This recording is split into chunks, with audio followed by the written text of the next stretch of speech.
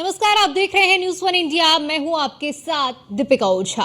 Mission Kashmir को साधने के लिए निकले हैं सीएम योगी आदित्यनाथ। आपको बताते चले 3 विधानसभा क्षेत्रों में जनसभाओं को सीएम योगी आदित्यनाथ संबोधित करेंगे। जम्मू के छंब, रामगढ़ और आरएसपुरा में सीएम योगी आदित्यनाथ की रैलियां हैं। अन्य राज्यों के चुनाव में सीएम योगी आदित्यनाथ की जिस तरह से भारी डिमांड रहती है, एक बार फिर से यूपी से बाहर लगातार जो कि सीएम योगी आदित्यनाथ की लोकप्रियता चूंकि बढ़ती जा रही है, और ऐसे में चूंकि जम्मू कश्मीर में चुनाव है और इन चुनाव को देखते हुए सीएम योगी आदित्यनाथ अब चुनाव प्रचार के लिए निकले हुए हैं। जम्मू कश्मीर के चुनाव में भी सीएम योगी आदित्यनाथ की डिमांड बढ़ रही है। ऐसे में मुख्यमंत्री योगी आदित्यनाथ मिशन कश्मीर को साधने के लिए निकले हुए हैं। आपको बताते चले 3 विधानसभा क्षेत्रों में जनसभाओं को संबोधित करेंगे सीएम योगी आदित्यनाथ। जम्मू कश्मीर में 3 चरणों में मतदान हो रहे हैं। आज जम्मू के छंब, रामगढ़ और आरएसपुरा में रैलियों को संबोधित करेंगे।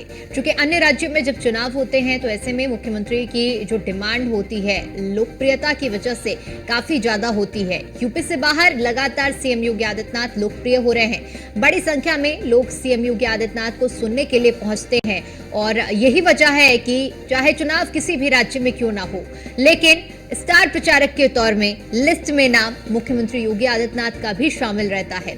और यही वजह है कि आज 3 विधानसभा क्षेत्रों में आज मुख्यमंत्री योगी आदित्यनाथ पहुंचेंगे। मिशन कश्मीर को साधने के लिए सीएम योगी आदित्यनाथ पूरी तरह से तैयार हैं। 3 विधानसभा क्षेत्रों में जनसभाओं को संबोधित करेंगे सीएम योगी। साथ ही आपको ये भी बताते चलें कि जम्मू के छंब, रामगढ़ और आरएसपुरा में रैलियों को संबोधित करेंगे मुख्यमंत्री योगी आदित्यनाथ। अन्य राज्यों के चुनाव में सीएम योगी की डिमांड जो है वो काफी ज्यादा होती है। लोकप्रियता की वजह से उन्हें ज्यादा से ज्यादा लोग सुनने आते हैं और यही वजह है कि यूपी से बाहर लगातार सीएम योगी आदित्यनाथ की डिमांड जो कि बढ़ रही है। तो जम्मू कश्मीर चुनाव में भी सीएम योगी आदित्यनाथ की डिमांड बढ़ रही है और सीएम योगी प्रचार के लिए जाएंगे। हाल ही में 4 राज्यों के विधानसभा चुनाव में सीएम योगी आदित्यनाथ का कमाल देखने को मिला था। चुनावी नतीजों में योगी का जो स्ट्राइक रेट है वो 70 से 10% रहा है। मध्य प्रदेश में 29 सीटों पर प्रचार किया, 22 सीटों पर जीत मिली थी। मध्य प्रदेश में सीएम योगी आदित्यनाथ का स्ट्राइक रेट 80% से ज्यादा का रहा है। तो वहीं राजस्थान की अगर हम बात करें, 20 सीटों पर सीएम ने प्रचार किया और 15 सीटों पर जीत मिली थी। राजस्थान में जीत का स्ट्राइक रेट 75% रहा है। इधर तेलंगाना में 2 सीटों पर प्रचार हुआ और दोनों सीटों पर जीत मिली। छत्तीसगढ़ में सीएम योगी का प्रचार का जादू साफ तौर पर देखने को मिला।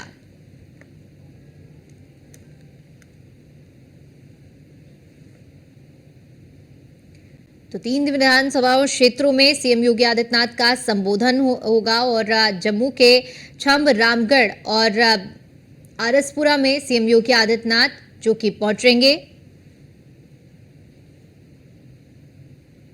तो मिशन कश्मीर को साधने के लिए सीएम योगी आदित्यनाथ आज 3 विधानसभा क्षेत्रों में जनसभाओं को संबोधित करेंगे।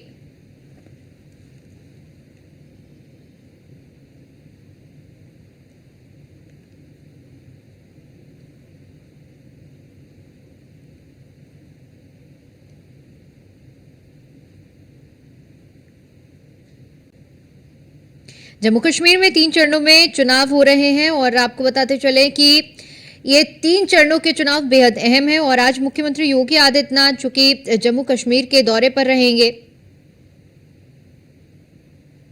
3 विधानसभा क्षेत्रों में सीएम का संबोधन होने वाला है।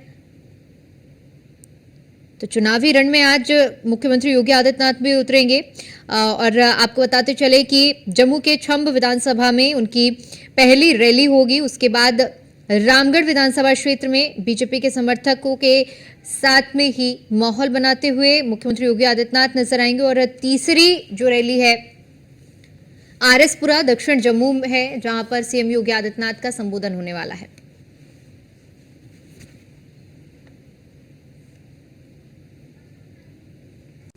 और इसी पर ज्यादा जानकारी के साथ हमारे संवाददाता वर्षा शाही हमारे साथ जुड़ चुकी हैं। वर्षा, जम्मू कश्मीर में जिस तरह से चुनाव हो रहे हैं, चुनाव की जिम्मेदारी निभाते हुए स्टार प्रचारकों की सूची में जिस तरह से मुख्यमंत्री योगी आदित्यनाथ भी शामिल रहते हैं, आज सीएम योगी आदित्यनाथ जम्मू कश्मीर के दौरे पर रहने वाले 3 विधानसभाओं में बताया जा रहा है उनका संबोधन होगा। देखिए, बिल्कुल जिस तरह से मुख्यमंत्री योगी आदित्यनाथ आज लगातार जम्मू कश्मीर के दौरे पे हैं और लगभग 3 विधानसभाओं में वो जनसभाएं करेंगे।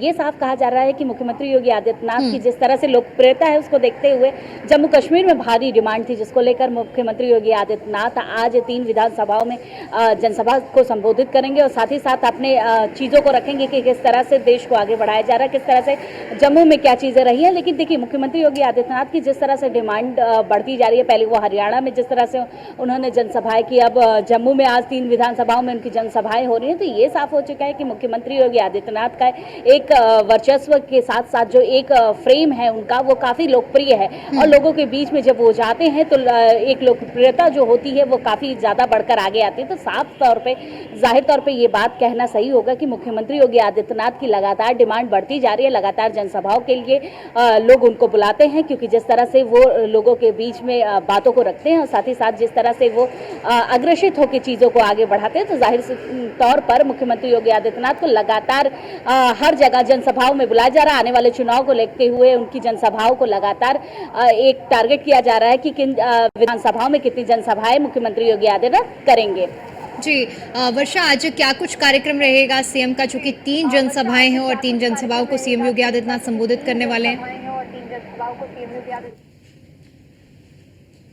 जम्मू कश्मीर में 3 जनसभाएं हैं। पहली जनसभा उनके छम्ब में होगी, उसके बाद रामगढ़ में होगी और आरएसपुरा में तीसरी जनसभा होगी। तो जाहिर से तौर पे तीनों जनसभाओं में मुख्यमंत्री योगी आदित्यनाथ पहुंचेंगे। उसके बाद उनका लखनऊ आगमन दोबारा होगा, क्योंकि जिस तरह से जम्मू कश्मीर में आने वाले चुनाव हैं उसको देखते हुए ये साफ हो चुका है, जिस तरह से जम्मू कश्मीर के चुनाव है उसमें मुख्यमंत्री योगी आदित्यनाथ का एक बड़ा चेहरा स्टार प्रचारक के रूप में रखा है। तो जाहिर से तौर पर विधानसभाओं में जो होंगी, जो कार्यक्रम होंगे, उसमें मुख्यमंत्री योगी आदित्यनाथ शामिल होंगे और शामिल होते हुए वो वहां पर जनसभाओं को संबोधित करेंगे।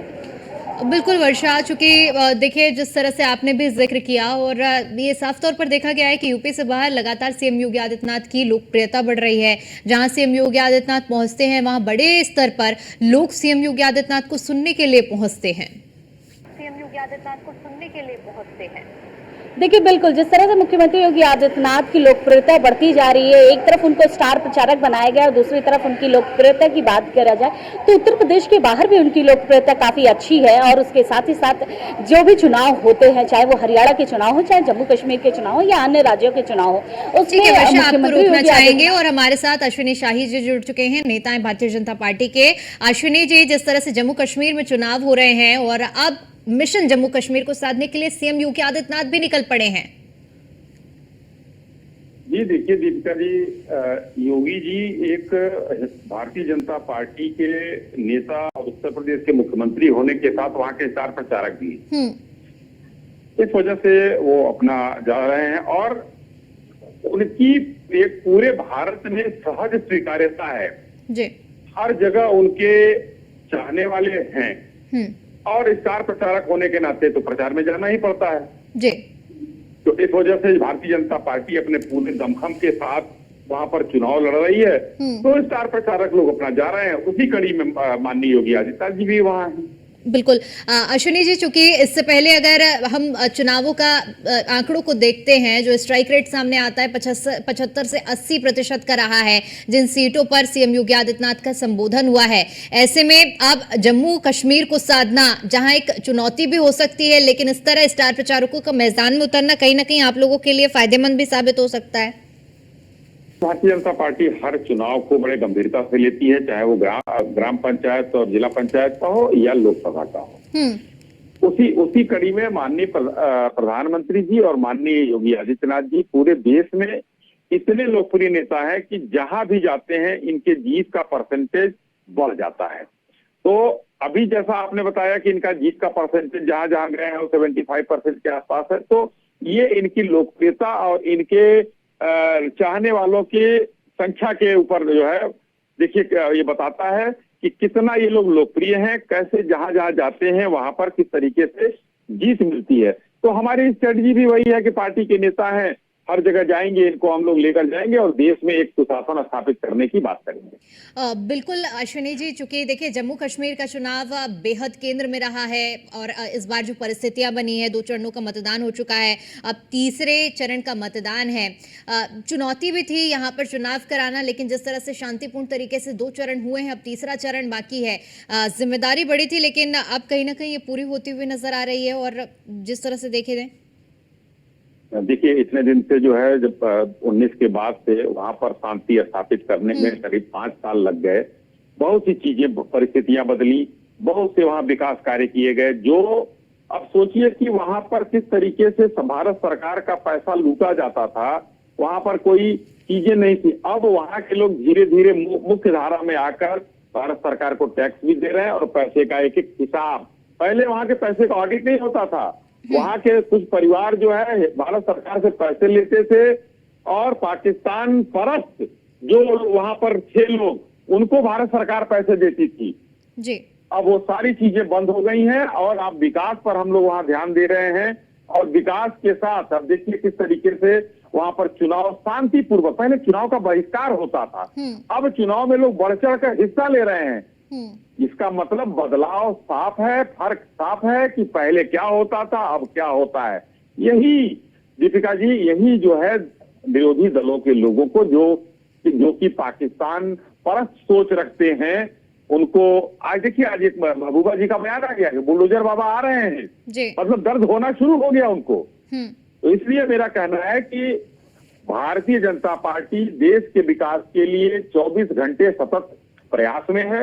उसमें कश्मीर का 370 हटाना हमारे एजेंडे में था, हटाया। अब कश्मीर में शांति बहाली के प्रयास में भारतीय जनता पार्टी लगी है और विकास कार्य करते हुए अब प्रदेश को हमको पूर्ण राज्य का दर्जा देने का आगे काम करना है। जब देश समझ में आ जाएगा कि हाँ ठीक है, तो हम पूर्ण राज्य का दर्जा भी देंगे। बिल्कुल, क्योंकि देखिए अश्विनी जी, जिस तरह से आपने 370 का भी जिक्र किया है और एक ऐतिहासिक फैसला जिस तरह से इसे दिखाया भी गया और लोगों ने स्वीकार भी किया, क्या लगता है कि अब ये असल में अग्नि परीक्षा की घड़ी है कि जनता अपना जो रिजल्ट है वो देगी? दीपिका जी, जनता बहुत समझदार है। जनता अब किसी के भ्रम में नहीं आने वाली है। भारत सरकार ने सदन में प्रस्ताव पास करके 370-35 को खत्म किया। अब वहां पर जो दल चुनाव लड़ रहे हैं एनडीए अलायंस के, वो छद्म प्रचार कर रहे हैं कि हम 370 फिर लागू कर दें। है हिम्मत किसी की 370 लागू करने की?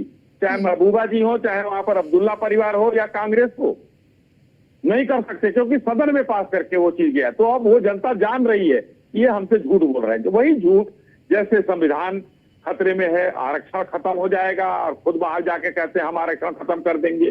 8500 रुपए का ड्रामा आपने पूरे देश में देखा होगा। तो जनता अब समझदार हो गई है। आप लोगों के माध्यम से, सोशल मीडिया के माध्यम से हर सूचना पहुंच रही है अब। इसलिए अब जनता किसी झांसे में नहीं आने वाली है। भारतीय जनता पार्टी की देश की आने वाली जो पीढ़ियां हैं उनके लिए जो नीतियां बन रही हैं 2047 तक की जो सोच है विकसित भारत की, माननीय प्रधानमंत्री जी अश्विनी जी, बहुत बहुत शुक्रिया आपका हमारे साथ जुड़ने के लिए। और माफी के साथ आपको रोकना चाहूंगी, हमारे साथ कश्मीरी एक्टिविस्ट जी जुड़ चुके हैं, अमित रैना जी। अमित जी, न्यूज़1 इंडिया पर आपका बहुत बहुत स्वागत है। आज मुख्यमंत्री योगी आदित्यनाथ 3 जनसभाओं को जम्मू कश्मीर में संबोधित करने वाले हैं। जम्मू कश्मीर के लोग किस तरह से देखेंगे और किस तरह से जनसभाओं को लेंगे? देखिए, जिस हिसाब से उत्तर प्रदेश की सरकार ने, उत्तर प्रदेश राज्य में पिछले 7 साल में बदलाव देखा है, खासकर लॉ एंड ऑर्डर को देखकर, एनवायरमेंट को देखकर, नए नए इन्वेस्टमेंट्स को देखकर, तो मुझे लगता है कि कहीं ना कहीं योगी जी जो बातें करेंगे वो एक रोल मॉडल बनेगा आने वाली सरकार के लिए जम्मू कश्मीर की, कि कैसे लॉ एंड ऑर्डर मेंटेन किया जाता है और कैसे इन्वेस्टमेंट्स को लाया जाता है एक प्रदेश में या एक यूनियन टेरिटरी में। तो एक स्वागत ये है। और योगी जी एक बड़े नेता हैं भारतीय जनता पार्टी के देश के, और उनकी बातों का महत्व रहे उन रैलियों में। जी, चूंकि जिस तरह से अब देखिए ये चुनाव बेहद अहम इसलिए भी हो जाते हैं, हमने देखा कि 370 के बाद का ये चुनाव है और धारा 370 को जिस तरह से 2019 में हटाया गया, उसके बाद से लगातार प्रयास किए जा रहे थे कि चुनाव के, और अब जब चुनाव हो रहे हैं ऐसे में आपने जिस तरह से तमाम बातों का जिक्र किया है, तीसरे चरण का चुनाव जो कि हिंदू बाहुल सीटों पर ज्यादातर माना जाता है, इस तीसरे चरण के चुनाव के लिए क्या कहेंगे? देखिए, जम्मू कश्मीर के लोग 370 को भूल चुके हैं और आगे बढ़ चुके हैं और ये सबको मालूम है कि एक यूनियन टेरिटरी की सरकार या एक राज्य की सरकार 370 को वापस बहाल नहीं कर सकती है। ऐसा सोचना भी मूर्खता से ज्यादा अधिक कुछ नहीं होगा। अगर कोई भी निर्णय 370 को लेके हो तो वो इस देश का संसद करे और उसको लेकर माननीय उच्चतम न्यायालय ने भी अपनी मुहर लगा दी है। तो ये चुनाव जो है, ये चुनाव डेवलपमेंट को लड़े जा रहे हैं, ये चुनाव देश राज्य के भविष्य को लेकर लड़े जा रहे हैं, एम्प्लॉयमेंट को लेकर लड़े जा रहे हैं, इंफ्रास्ट्रक्चर को लेकर लड़े जा रहे हैं। और मुझे लगता है कि अब समय आ गया है कि कश्मीर को हिंदू मुस्लिम रंग के अलावा एक भारत का अंग देखना चाहिए और हर किसी नागरिक को हक है कि वो जो देश में प्रगति हुई, देखिए जम्मू कश्मीर पिछले 35 साल से जो देश में प्रगति है उससे वंचित रहा और अब 2019 के बाद 370 हटने के बाद पूर्ण रूप से भारत में कहने के लिए विलय हो गया। विलय तो पहले ही हो गया था, मगर एक मानसिक रूप से भी विलय हो गया और उसके बाद हर व्यक्ति जम्मू कश्मीर का चाहता है कि वो जो देश जो उसने 35 साल में गवाया है, जो प्रोग्रेस का हिस्सा जम्मू कश्मीर नहीं रहा है, डेवलपमेंट का हिस्सा नहीं रहा, वो कहीं ना कहीं जो आने वाली सरकार है उसमें शीघ्रता करके उसमें देश के ऑन पार लेके आए। बिल्कुल अमित जी, चूंकि मैं आपसे ये भी समझना चाहूंगी, कश्मीर की जानकारी आप रखते हैं और ऐसे में मैं ये समझना चाहूंगी कि अन्य राज्यों के चुनाव से कश्मीर का जो चुनाव होता है, जम्मू कश्मीर का चुनाव, वो बिल्कुल अलग होता है और यहाँ चुनौतियां भी बड़ी हैं, लेकिन लोकतंत्र की खूबसूरती है कि लोकतंत्र का महापर्व वहां पर संपन्न हो रहा है। मैं आपसे जम्मू कश्मीर के चुनाव का पूरा समीकरण समझना चाहूंगी। देखिए, ये इस चुनाव में सबसे इंटरेस्टिंग बात है कि 35 साल के बाद इस चुनाव में इतनी भारी संख्या में लोग पार्टिसिपेट कर रहे हैं और ना बंदूक का डर है, ना अलगाववादियों का डर है, ना पाकिस्तान का डर है। तो इसलिए आप देख रहे हैं कि भारी संख्या में जो है लोग उतर कर आ रहे हैं अपना मत देने के लिए। और इससे ये इंटरेस्टिंग बात ये उभर के आती है कि जो पिछले चुनाव रहे हैं 96 के बाद में, उसमें 10-12% के आसपास ही वोटिंग होती थी और कोई भी एमएलए एक 2000-3000 वोट प्राप्त कर इलेक्शन जीत जाता था। इस समय क्योंकि लाखों की तादाद में वोट डाले जा रहे हैं तो बड़ा ही मुश्किल हो जाता है अनुमान करना इस समय कि ट्रेंड किस तरफ है। और जिस तरह से मैं देखता जा रहा हूँ कि खासकर कश्मीर वैली में जितने सारे लोग मिलकर इस बार इलेक्शन लड़ना चाहते हैं, तो कहीं ना कहीं जम्मू कश्मीर के लोग ये रिप्रेजेंट करना चाहते हैं कि जो हमारी लोकल रीजनल पार्टीज हैं वो हमारे एस्पिरेशंस को मीट नहीं कर रही है। वो 370 रायशुमारी के आगे नहीं जा रही है और मैं एक कश्मीरी होने के नाते मेरी जो एस्पिरेशंस है वो शेष भारत की जैसी है। तो मैं भी तरक्की चाहता हूँ, मैं भी बेहतर जीवन चाहता हूँ, मैं भी चाहता हूँ कि मेरे बच्चे रोज स्कूल जाएं, अच्छा जीवन प्राप्त करें। मेरी वाइफ चाहती है कि जब हमारा बच्चा स्कूल जाए तो ये डर ना हो कि बच्चा ठीक ठाक वापस आएगा कि नहीं आएगा। एक सामान्य जीवन जीना चाहते हैं और इसको क्योंकि हमारे ट्रेडिशनल जो पॉलिटिकल पार्टीज है वो एस्पिरेशन को मीट नहीं कर रहे हैं, तो जनता को खुद उतर कर लार्ज नंबर ऑफ इंडिपेंडेंट्स के रूप में ये मीट करना चाहते हैं। तो मैं इससे एक पॉजिटिव चेंज देखता हूँ। नंबर ऑफ इंडिपेंडेंट्स इतने ज्यादा है कि हम अपने तकदीर को खुद बदलने के लिए वो प्रयत्न कर रहे हैं। अब हम जीते या हारे अलग बात है, मगर जो डिजायर फॉर चेंज है वो आपको इंडिपेंडेंट कैंडिडेट से दिख रही है कि आप मेरे एस्पिरेशन अगर मीट नहीं करते हैं तो मैं इस एस्पिरेशन को मीट करने के लिए खुद चुनावी मैदान में उतरने को तैयार हूँ। तो मुझे लगता है ये एक बड़ा पॉजिटिव चेंज है। और उसके साथ साथ क्योंकि इतने भारी तादाद में लोग वो वोट दे रहे हैं, रिकॉर्ड ब्रेकिंग नंबर हो रहे हैं, तो ये कहीं ना कहीं बड़ा ही क्लियर रिफ्लेक्शन है कि लोग भारत के आईन में, लोग भारत के संविधान में, कॉन्सेप्ट ऑफ इंडिया में और डेमोक्रेसी में पूर्णतः रूप से विश्वास रखते हैं। और अगर उनको लगता है कि आज वो सुरक्षित हैं तो बढ़ चढ़ कर देश की तरक्की में और अपनी तरक्की में भागीदार हैं। जी, बहुत बहुत शुक्रिया अमित जी आपका हमारे साथ जुड़ने के लिए और इस तमाम जानकारी के लिए। वर्षा हमारे साथ जुड़ी हुई है लगातार। वर्षा, जिस तरह से अभी हमने बीजेपी नेता की भी बात सुनी, कश्मीरी एक्टिविस्ट की भी बात सुनी कि सभी लोग चाहते हैं जम्मू कश्मीर में भी कि शांति बहाल रहे, अमन चैन रहे और इसीलिए बहुत ही शांतिपूर्ण तरीके से 2 चरणों का मतदान संपन्न हुआ है। तीसरे चरण का अब मतदान होने वाला है।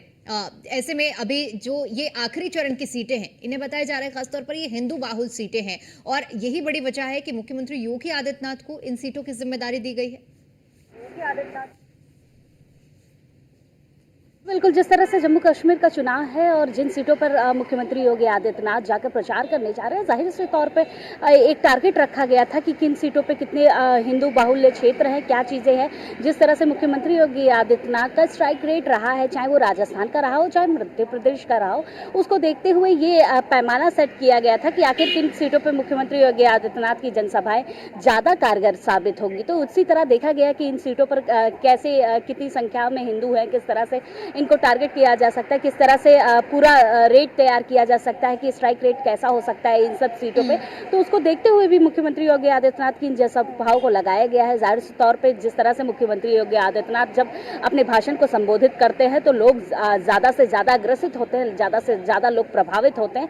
तो जिस तरह से जम्मू कश्मीर के चुनाव चल रहे हैं उसको देखते हुए मुख्यमंत्री योगी आदित्यनाथ की एक तरफ तो जहाँ डिमांड बढ़ी, दूसरी तरफ लगातार उन्हीं सीटों पर मुख्यमंत्री योगी आदित्यनाथ को भी उतारा गया, जहाँ पर देखा गया कि आखिर स्ट्राइक रेट क्या है हिंदुओं का, किस तरह से मुख्यमंत्री योगी आदित्यनाथ इन जगह पर जनसभाएं करते हैं तो किस तरह से प्रभावित होते हैं लोग। क्योंकि देखिए मुख्यमंत्री योगी आदित्यनाथ की लोकप्रियता को काफी बार देखा गया है कि किस तरह से प्रसिद्ध रहा है, चाहे वो राजस्थान का चुनाव हो, मध्य प्रदेश का चुनाव, जिन सीटों पर मुख्यमंत्री योगी आदित्यनाथ ने चुनाव प्रचार किया उन पर जीत हासिल की है। क्योंकि इस तरह से जिस तरह से वो जनसभाएं करते हैं, जिस तरह से संबोधन करते हैं और जिस तरह से लोगों को अपने आगे आकर बातें रखते हैं, तो वर्षा यही सीएम योगी आदित्यनाथ की लोकप्रियता है कि सभी लोग बड़े ही उत्साह के साथ उन्हें सुनने के लिए पहुंचते हैं। फिलहाल के लिए बहुत बहुत शुक्रिया आपका हमारे साथ जुड़ने के लिए और जानकारी के लिए।